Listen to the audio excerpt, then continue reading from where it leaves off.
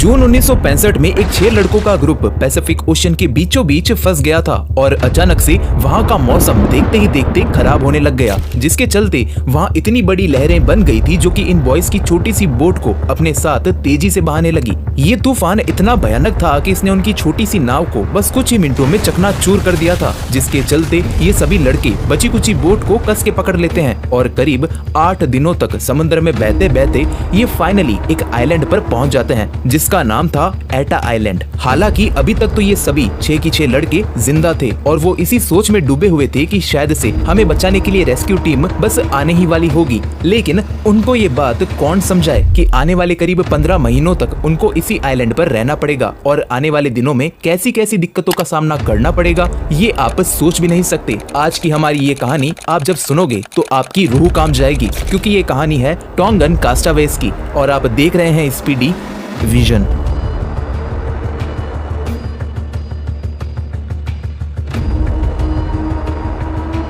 अगर इन 6 लड़कों की बात करें तो इनमें से उम्र में सबसे बड़ा था सियोनी फेटाउ, जिसकी उम्र 16 साल की थी और इसके साथ साथ स्टीफन, तेविता, फेटालाटू, कोलो फेकताओ और मोनो सियोनी फेलेफे तताओ। इनमें से तीसरा बच्चा डेविड तेविता फिफिता सियोला इस ग्रुप का सबसे छोटा लड़का था, जिसकी उम्र केवल 13 वर्ष की थी। ये सारे लड़के Saint Andrews Angelica boarding school में पढ़ा करते थे, जो कि टोंगा टपाओ की लार्जेस्ट सिटी नुकुओलोफा में स्थित है। लेकिन एक दिन ये अपनी स्कूल की स्ट्रिक्ट और हार्श एनवायरनमेंट से परेशान हो गए थे, जिसके चलते इन सभी जनों ने ये डिसाइड किया कि अपनी बोर्डिंग स्कूल से भाग जाएंगे एक बोट को चुरा के, जिसको वो आगे जाके फिजी या न्यूजीलैंड में बेच देंगे और इस बड़ी दुनिया को एक्सप्लोर करेंगे। हालांकि इन्होंने ये तक सोच लिया था कि वो आखिर किसकी बोट चुराने वाले हैं। ये बोट एक मछुआरे की थी जो कि इन्हीं के स्कूल के पास रहता था, मिस्टर टेनियला ओहिला, जिसका बर्ताव इन बच्चों के प्रति अच्छा नहीं था और यही वो वजह थी जिसकी वजह से उन्होंने इसकी बोट को चुना था। बच्चे इस बात को अच्छी तरीके से जानते थे कि ये जर्नी उनके लिए आसान नहीं होने वाली है, लेकिन उनका मानना ये भी था कि वो जर्नी इस बोरिंग स्कूल से तो बेहतर ही होगी। उसी दिन हल्की शाम के वक्त ये सभी बच्चे अपनी स्कूल से निकलते हैं और उस मछुआरे से उसकी बोट को कुछ देर के लिए उधार पर ले लेते हैं और यहाँ से निकल पड़ते हैं। हालांकि उस वक्त इन सभी बच्चों को किसी ने नहीं देखा था हार्बर से जाते हुए। उनके पास 2 दर्जन बनानास थे, कुछ कोकोनट और एक गैस बर्नर भी। उन्होंने ये सोचा था कि उनके पास पूरा समंदर है जहाँ उनको मछलियाँ आराम से मिल जाएगी, जो कि उनकी पूरी जर्नी में उनका खाना बनेगी। इसीलिए वो इतना ही खाना अपने साथ लेकर आए थे। हालांकि ये थे तो बच्चे ही और इसी वजह से ये एडवेंचर के चक्कर में अपने साथ कोई सा भी मैप या कंपास लाना भूल ही गए थे, जो कि आगे चलकर उनकी जिंदगी की सबसे बड़ी गलती साबित होने वाली थी। इनका एडवेंचर शुरू में तो वाकई अच्छा गुजरा, लेकिन जैसे जैसे समय बीतता गया वैसे वैसे चीजें खराब होनी शुरू हो गई, क्योंकि ये बच्चे एक बहुत बड़ी गलती कर बैठे थे और वो गलती ये थी कि ये उस रात एक गहरी नींद में सो गए थे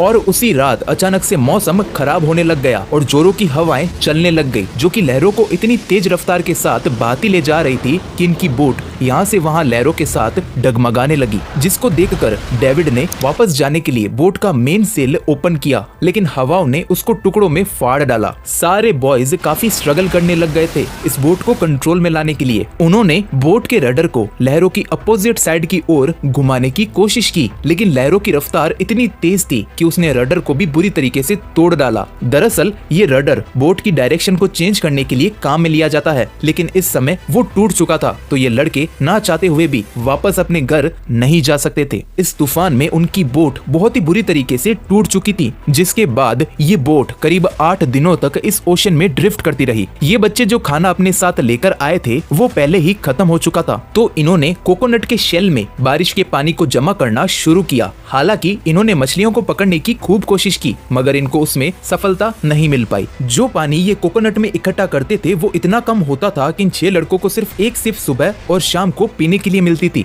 लेकिन 8 दिनों तक टूटी बोट पर ड्रिफ्ट करते हुए ये लड़के एटा आइलैंड के पास पहुंच गए थे। जब इन बच्चों ने आइलैंड को देखा तो उनको ये लगा कि अगर ये आइलैंड भी हमसे मिस हो गया तो इसके आगे हमें कोई जमीन मिल भी पाएगी या नहीं, इसका पता लगा पाना भी काफी मुश्किल है। इसीलिए इन बच्चों ने अपनी बोट को जैसे तैसे करके आइलैंड के शोर पर क्रैश करवा दिया लिया। ये बोट एक बहुत ही बड़ी चट्टान से जाकर टकरा गई थी, जिसकी वजह से ये टुकड़ों में टूट गई। जिसके बाद बच्चे स्विम करते हुए एटा आइलैंड के शोर पर पहुंच जाते हैं। बच्चों ने इसके बाद एक केव को खोदा और वहाँ पर आराम किया और एक चैन की सांस ली। सियोने और स्टेफन, जो कि इस ग्रुप में बाकी सबसे उम्र में बड़े थे, उन दोनों ने ग्रुप की लीडरशिप का काम आपस में बांट लिया था, जहां इनमें से एक जन उन सबको सर्वाइवल के इंस्ट्रक्शंस और गाइडेंस देता था और दूसरा हर इंसान को केयर प्रोवाइड करवाता था। और तो और ये बच्चे हर दिन भगवान से अपने रेस्क्यू के लिए प्रेयर भी किया करते थे। हालांकि इन्होंने लीडरशिप के काम को आपस में बांट तो लिया था, लेकिन इन बच्चों में से किसी को भी सर्वाइवल का कुछ भी नहीं पता था। सिर्फ सियोने ही कुछ सर्वाइवल की ट्रिक्स जानता था, जो कि उसके फादर ने उसको बचपन में बताई थी। जिस आइलैंड पर ये आए थे वो एक माउंटेन्स और रॉकी आइलैंड था, जिस पर बहुत सारी पेनी क्लिप्स भी थी और इन्हीं क्लिप्स के नीचे इन लड़कों ने अपना बेड बनाया था, ताकि रात को सोते समय उनको थोड़ी सी प्रोटेक्शन मिल सके। उन्होंने पेड़ पर स्टिक्स और शार्प स्टोन की मदद से होल बनाए थे, ताकि उनमें थोड़ी सी जगह बन पाए जहां वो बारिश के पानी को कलेक्ट कर सके। लेकिन ये प्रोसेस 4 से 5 दिन लगा देती थी, इतना पानी कलेक्ट करने के लिए जितना कि वो पी सके। ये लड़के उन क्लिप्स के ऊपर चढ़ा करते थे, ताकि ये कुछ सीए बर्ड्स को पकड़ सके, ना सिर्फ उनको खाने के लिए बल्कि पीने के लिए भी। जी हाँ, ये उन सीए बर्ड्स का खून पीते थे अपनी पानी की कमी को पूरा करने के लिए। और इस वक्त तक उनके पास कोई आग का सोर्स भी नहीं हुआ करता था, तो वो उन सीए बर्ड्स को कच्चा ही खाया करते थे। लेकिन वो हर दिन आग को जलाने की पूरी कोशिश किया करते थे, लेकिन उनको हर बार नाकामयाबी ही मिला करती थी। वो हर बार 2 वुड के पीसेस को आपस में रगड़ते थे, इस कोशिश में कि उनका फ्रिक्शन फ्लेम की स्पार्क को क्रिएट कर दे और वो आग को जला पाए, लेकिन ऐसा हो नहीं पाता था। वो आग के महत्व को समझते थे, क्योंकि उनको ये बात पता थी कि आग ही उनके सर्वाइवल और रेस्क्यू का इकलौता जरिया है, जो कि उनको इस आइलैंड पर जिंदा रख पाएगा। और इसी होप के चलते वो हर दिन आग को जलाने की बेतोड़ कोशिश किया करते थे। ये बच्चे कई बार बिना एक दूसरे को बताए जंगल में अंदर तक चले जाया करते थे और वहाँ पर रोकर वापस ग्रुप में इकट्ठा हो जाते थे और इस तरह से प्रेटेंड करते थे जैसे कुछ हुआ ही नहीं। यहाँ तक कि इन बच्चों में आपस में बहुत सारे झगड़े भी हुआ करते थे, लेकिन आखिर में ये एक दूसरे को कैसे भी करके मना लिया करते थे। कोलो, जो कि इन 6 लड़कों में से एक था, उसने एक दिन कुछ खराब तारों को उठाया जो कि उसको टूटी बोर्ड से मिले थे और कुछ लकड़ियों के टुकड़ों को और कोकोनट को इकट्ठा किया। और इन सारी तक उनके पास कोई आग का सोर्स भी नहीं हुआ करता था, तो वो उन सीए बर्ड्स को कच्चा ही खाया करते थे। लेकिन वो हर दिन आग को जलाने की पूरी कोशिश किया करते थे, लेकिन उनको हर बार नाकामयाबी ही मिला करती थी। वो हर बार 2 वुड के पीसेस को आपस में रगड़ते थे, इस कोशिश में कि उनका फ्रिक्शन फ्लेम की स्पार्क को क्रिएट कर दे और वो आग को जला पाए, लेकिन ऐसा हो नहीं पाता था। वो आग के महत्व को समझते थे, क्योंकि उनको ये बात पता थी कि आग ही उनके सर्वाइवल और रेस्क्यू का इकलौता जरिया है, जो कि उनको इस आइलैंड पर जिंदा रख पाएगा। और इसी होप के चलते वो हर दिन आग को जलाने की बेतोड़ कोशिश किया करते थे। ये बच्चे कई बार बिना एक दूसरे को बताए जंगल में अंदर तक चले जाया करते थे और वहाँ पर रोकर वापस ग्रुप में इकट्ठा हो जाते थे और इस तरह से प्रेटेंड करते थे जैसे कुछ हुआ ही नहीं। यहाँ तक कि इन बच्चों में आपस में बहुत सारे झगड़े भी हुआ करते थे, लेकिन आखिर में ये एक दूसरे को कैसे भी करके मना लिया करते थे। कोलो, जो कि इन 6 लड़कों में से एक था, उसने एक दिन कुछ खराब तारों को उठाया जो कि उसको टूटी बोर्ड से मिले थे और कुछ लकड़ियों के टुकड़ों को और कोकोनट को इकट्ठा किया और इन सारी चीजों से एक गिटार बनाया, जिसको वो लड़के बजाने लगे और नए नए गाने बनाने लगे। उनमें से एक गाना ये था।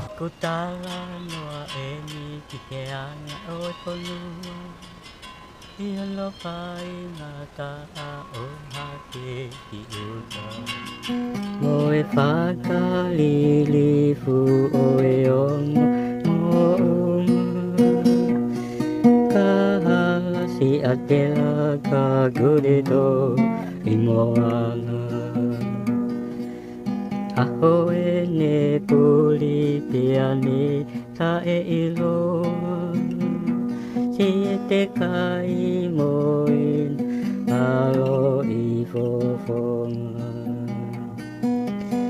Ifokia te kita ai mate ki faitoka Ete no fopoate ihe mo tuta e ilo Asi ete tain fai mui lava Kakoloto sia utu tene hagia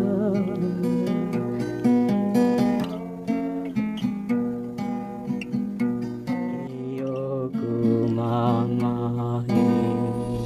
लेकिन 6 महीनों के बाद इनमें से एक जन फाइनली आग को जला डालता है और यही वो इकलौता मौका था पिछले 6 महीनों में जहाँ ये सारे बॉयज इतने खुश हुए थे। वो इतने खुश इसलिए भी थे क्योंकि अब उनको पका हुआ खाना खाने को मिलेगा और बेशक ये आग उनके सर्वाइवल के लिए भी इम्पोर्टेंट साबित होने वाली थी। हर दिन इनमें से एक जन इस आग की रखवाली करता था कि कहीं ये आग बुझ ना जाए और इसमें जलने वाली चीजों को डालता रहता ताकि ये आग कभी ना बुझ पाए। उन्होंने इस आग को एक बार भी नहीं बुझने दिया। वो हर दिन कम से कम 2 सी बर्ड्स को पकड़ते थे ताकि वो अच्छी तरीके से खा सके और पी सके। लेकिन जब एक दिन स्टीफन सी बर्ड्स को क्लिप्स के ऊपर पकड़ने गया तो अचानक से उसका पैर वहाँ से फिसल गया और वो तेजी से नीचे गिर गया। ये जहाँ से गिरा था वो एटा का सबसे ऊंचा माउंटेन था। स्टीफन जोर जोर से हेल्प हेल्प चिल्लाने लगा, जिसे सुन के उसके दूसरे साथी उसके पास चले आए। जब उन्होंने स्टीफन को देखा तो स्टीफन एक पतले लेज पर आकर गिर गया था, जिसकी वजह से उसका पैर टूट गया। बाकी के लड़कों ने स्टीफन को उठाया और उसको अपने कैंप की तरफ ले गए, जहाँ पर उन्होंने कुछ ब्रांचेस और पत्तों की मदद से स्टीफन की मरहम पट्टी की। जो भी चीज उस समय उनके हाथ लग पाई उसी चीज को उन्होंने स्टीफन के पैर को सीधा रखने के लिए और घाव को भरने के लिए इस्तेमाल किया। बाकी के लड़कों ने ये डिसाइड कर लिया था कि स्टीफन जब तक ठीक नहीं हो जाता वो कोई सा भी काम नहीं करेगा, तब तक के लिए सारा काम हम करेंगे। स्टीफन के पैर को रिकवर होने के लिए कई महीने लग गए, लेकिन वो पूरा रिकवर होने से पहले ही चलने लग गया था। लेकिन फिर भी उसके साथियों ने उसको काम नहीं करने दिया। वो चाहते थे कि स्टीफन जब पूरा रिकवर हो जाएगा तभी हम उससे काम करवाएंगे। हर दिन ये लड़के इस आइलैंड को एक्सप्लोर करने के लिए निकल जाया करते थे, इस आशा में कि उनको कुछ नया देखने के लिए जरूर मिलेगा जो कि उनके सर्वाइवल में मददगार साबित होगा। और एक दिन जब वो एटा की सबमिट यानी एटा माउंटेन का सबसे फ्लैट पार्ट वहाँ पर पहुँच गए तो उन्होंने वहाँ पर क्या देखा, एक पुराना अबेंडेंट हुआ गाँव जो कि पूरी तरीके से नाश हो रखा था। लेकिन वहाँ पर इन बच्चों को कुछ वेजिटेबल मिली और बहुत सारे चिकन्स के डिसेंडेंट्स जो कि विलेजर्स यहाँ पर छोड़ कर गए थे। हर रात ये एक गेम खेलते थे, चिकन्स को पकड़ने का गेम। देखते ही देखते उनके पास करीब 200 मुर्गियां हो चुकी थी, जिनको ये मारा नहीं करते थे बल्कि ये उनको कोकोनट के स्क्रैप्स खिलाते थे और उनकी अच्छी तरीके से देखभाल करते थे ताकि उनको एक कांस्टेंट फूड सोर्स मिल सके जो कि था अंडा। लड़के केवल उस समय इन चिकन्स को मारा करते थे जिस समय मौसम खराब होता था, क्योंकि खराब मौसम में ये क्लिप्स पर जाकर सीए बर्ड्स को मारना प्रेफर नहीं करते थे, क्योंकि उन्होंने स्टीफन की हालत को देखा था और ये ऐसा नहीं चाहते थे कि इनमें से और कोई उस क्लिप से गिर जाए और उसकी भी हालत स्टीफन की तरह हो जाए। उन्होंने एक राफ्ट भी बनाई थी ताकि ये इस आइलैंड से एस्केप कर पाए, लेकिन जब वो 1 मील इस आइलैंड से दूर गए तो उनकी बनाई गई राफ्ट बीच में से टूट गई थी, जिसकी वजह से इनको बीच सफर में ही वापस तैरकर आइलैंड पर आना पड़ गया। लेकिन अच्छा है ये चीज उनके साथ हुई, क्योंकि अगर वो राफ्ट को लेकर इस आइलैंड से बहुत दूर निकल जाते और वापस इस आइलैंड पर नहीं आ पाते तो इनके लिए समुद्र में बिना कंपास और मैप के जिंदा रह पाना काफी मुश्किल होता। क्या पता इसके बाद इनको ऐसा आइलैंड दोबारा मिल भी पाता या फिर नहीं। 1 साल के बाद इन सभी लड़कों ने रेस्क्यू की सारी होप छोड़ दी थी और उन्होंने ये चीज एक्सेप्ट कर ली थी कि शायद से हमें बाकी की जिंदगी इसी आइलैंड पर गुजारनी पड़ेगी, और इसीलिए उन्होंने एक परमानेंट शेल्टर बनाना शुरू कर दिया और तो और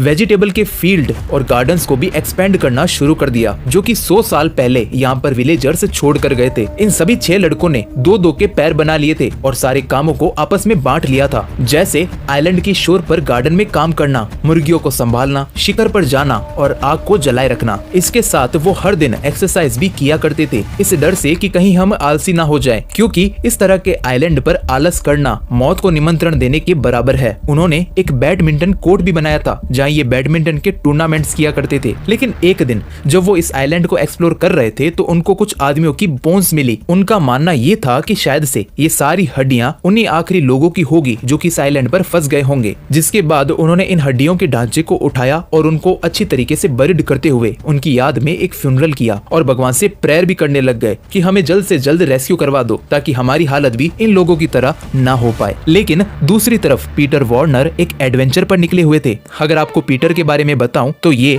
आर्थर वार्नर के सबसे छोटे बेटे थे, जो कि एक समय पर ऑस्ट्रेलिया के सबसे पावरफुल इंसान थे, जो कि उस समय इलेक्ट्रॉनिक इंडस्ट्री में रूल करते थे और इसी वजह से ये पीटर को भी अपनी तरह बनाना चाहते थे। लेकिन पीटर के सपने कुछ और ही थे। पीटर को हमेशा से एक मछुआरा बनना था और इसी वजह से ये एक नाव को लेकर अपने सपनों को पूरा करने के लिए एडवेंचर पर निकल जाता है। इसकी बोट का नाम जस्ट डेविड था और जस्ट डेविड ही क्यों वो तो मुझे भी नहीं पता। 1966 में पीटर मछलियां पकड़ के वापस टोंगा अपने घर की ओर जा रहा था और इसी बीच वो एटा के नजदीक से निकल रहा था कि तभी पीटर के क्रूमेट्स ने एटा आइलैंड पर इंसानों की आवाज को सुना। लेकिन पीटर को लगा कि शायद से उन्होंने किसी सीए बर्ड की आवाज को सुना है, क्योंकि इस आइलैंड पर कोई नहीं रहता। लेकिन फिर भी पीटर ने इस आइलैंड के पास जाने का डिसाइड किया कि आखिर वहाँ पर कोई है या नहीं। जैसे ही वो आइलैंड के पास गए तो पीटर ने वहाँ पर आग के धुएं को नोटिस किया, तो उसको कंफर्म हो गया था कि यहाँ पर कोई ना कोई तो जरूर है। लेकिन वो फिर भी आइलैंड के ज्यादा पास नहीं गया, क्योंकि उसने अपने शहर में ऐसी कई सारी कहानियां सुनी थी कि इस तरह के आइलैंड पर टोंगा से भागे हुए कैदी रहते हैं। लेकिन फिर भी पीटर आइलैंड के पास जस्ट डेविड को लेकर जा रहा था और ये पहली बार नहीं था कि जब कोई शिप इस आइलैंड के पास से गुजर रही हो, बल्कि इन लड़कों ने 4 अलग अलग शिप्स को अपनी आंखों के सामने से जाता हुआ देखा था। जब तक वो शिप्स इन लड़कों को देख पाती वो पहले ही चली जाती। लेकिन इस दिन उन 6 लड़कों में से एक ने जस्ट डेविड को आइलैंड के पास आते हुए देख लिया और उसने अपने बाकी के साथियों को इस शिप के बारे में बता दिया और वो सभी पानी में कूद गए और शिप के पास जा पहुंचे। उन्होंने बड़े ही परफेक्ट तरीके से इंग्लिश लैंग्वेज में पीटर से बात की और पीटर को समझाया कि जहां तक हमारी काउंटिंग के अनुसार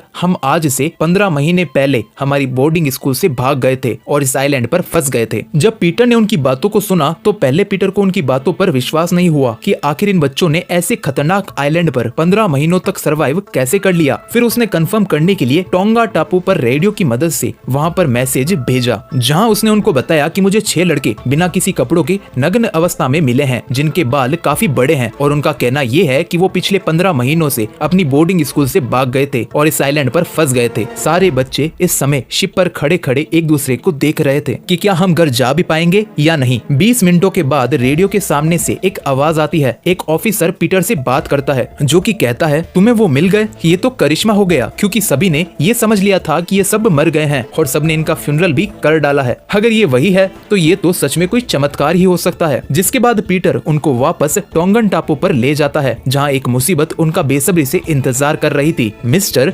टेनिएला ओहेला। जी हाँ, ये वही मछुआरा था जिसकी बोट इन बच्चों ने चुराई थी। टेनिएला ने उन बच्चों को टपाओ में पहुंचते ही उन पर बोट को चुराने के चार्जेस लगा दिए, जिसकी वजह से उनको तुरंत सलाखों के पीछे डाल दिया गया। टेनिएला ने एक बार भी ये नहीं सोचा कि आखिर ये बच्चे किस कंडीशन में रहकर यहाँ पर आए हैं, लेकिन फिर भी उसने ऐसा किया। ये सब होता हुआ देख पीटर को काफी बुरा लगा, जिसके चलते उसके दिमाग में एक अनोखा आइडिया आया, जहाँ उसने इन बच्चों की डॉक्यूमेंट्री बनाने का निर्णय लिया। इसे सोच के चलते कि जितना भी पैसा इस डॉक्यूमेंट्री से आएगा वो बच्चे टेनेलिया को उसकी बोट की जगह पर दे सकते हैं और टेनेलिया अपने चार्जेस को वापस ले लेगा और बच्चे जेल से बाहर आ पाएंगे। जब ये आइडिया पीटर ने उस बोट ओनर को सुनाया तो वो भी इस चीज के साथ राजी हो गया और उसने अपने चार्जेस वापस ले लिए, जिसके चलते वो बच्चे फाइनली जेल से बाहर आ पाए और अपनी फैमिली से मिल पाए। इसके बाद स्टीफन को डॉक्टर के पास भी भेजा गया। जब डॉक्टर ने उसकी टेम्पररी मरहम पट्टी को देखा तो वो भी हैरान हो गए, क्योंकि उन्होंने देखा कि छोटे छोटे बच्चों ने इतनी अच्छी तरीके से स्टीफन के पैर को स्टिक की मदद से स्ट्रेट किया था, जिसकी वजह से स्टीफन दोबारा से चल पाया। रेस्क्यू के बस कुछ हफ्तों बाद ही ये सभी लड़के पीटर के साथ वापस उस आइलैंड पर गए थे, ताकि ये उस डॉक्यूमेंट्री को अच्छी तरीके से बना पाए, जिसको इसी साल 1966 में ऑस्ट्रेलियन टीवी पर एयर किया गया। ये डॉक्यूमेंट्री आज भी यूट्यूब पर ऑफिशियली पब्लिश्ड है, जिसको आप देख भी सकते हो। इसके बाद पीटर ने उन लड़कों को अपनी क्रूमेट में शामिल भी कर लिया, इस सोच में कि उन्होंने इतने खतरनाक सर्वाइवल को इतनी कम एज में मात दी है, तो मैं इनसे बहुत कुछ सीख सकता हूँ। अगर आपको आज की